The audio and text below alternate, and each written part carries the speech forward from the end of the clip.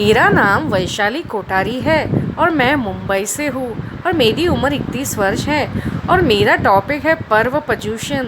पर्युषण एक ऐसा त्यौहार है जो 8 दिन का होता है और उसकी रौनक देखते ही बनती है। हम सबको तैयार होते देखकर दूसरे कास्ट वालों को भी पता चल जाता है कि मारवाड़ियों का त्यौहार है पर्युषण। इस पर्युषण के बारे में आपको क्या बताओ।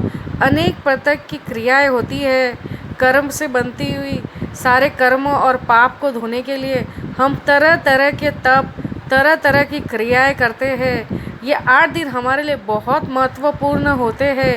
हम सारे मारवाड़ी लोग काम और अपने रूटीन को छोड़ के बस भगवान के ध्यान में और पूजा में ही लग जाते हैं।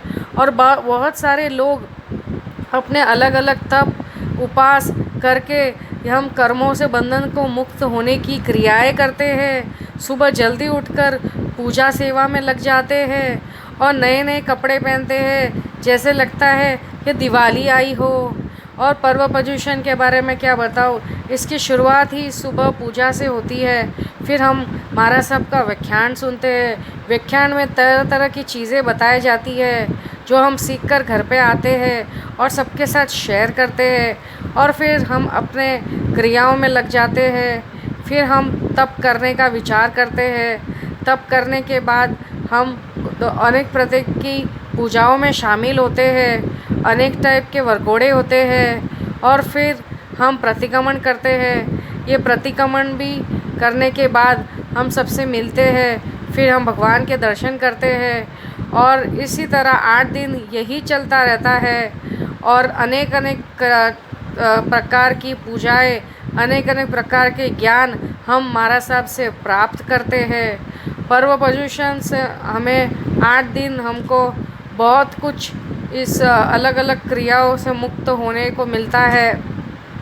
हम बहुत कुछ धर्म के लिए नया सीखते हैं और दूसरों को भी सिखाते हैं। पर्युषण 8 दिन का होता है। जैसे हम श्वेतांबर 8 दिन का मनाते हैं और दिगंबर 10 दिन का मनाते हैं। इसी तरह उनकी भी अलग अलग क्रियाएं होती है। जब हमारा पर्युषण ख़त्म होता है तब उन पर्युषण की शुरुआत होती है। इसी तरह हम पर्युषण मनाते हैं। पर्युषण पर्व आते ही घर में रौनक लगती है। सबको लगता है कि पर्युषण आ गया है। सब उसकी तैयारियों में लग जाते हैं। और आखिरी दिन जो होता है हमारा बहुत बड़ा दिन होता है। समस्तरी उसको बोलते हैं। समस्तरी प्रतिक्रमण करते हैं। वह प्रतिक्रमण भी काफ़ी बड़ा होता है। और वो प्रतिक्रमण होने के बाद लगता है कि अब पर्युषण हो गए पूरे। और उसके बाद हम लास्ट में मिच्छामी दुक्कड़म करते हैं।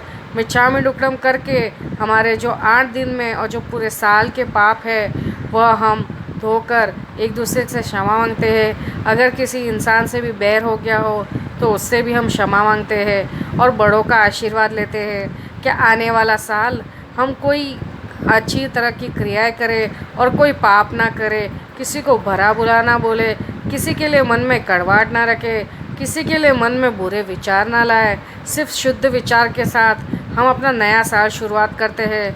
पर्युषण होने के बाद हमारा नया साल शुरू होता है। जो नए साल में हम मांगलिक सुनते हैं। ऐसे लगता है जैसे दिवाली हो गई है और नया साल शुरू हो गया है। तो हमारे मारवाड़ियों के लिए तो पर्युषण के बाद ही नया साल शुरू हो जाता है। तो ये नए साल शुरुआत होते ही हम नई नई क्रिया करने का विचार करते हैं और सारे लोगों से अच्छे से मिलते हैं, पहले से और ज़्यादा अच्छे भाव से और अच्छी क्रिया करने का वचन करते हैं। इसी तरह हमारा पर्युषण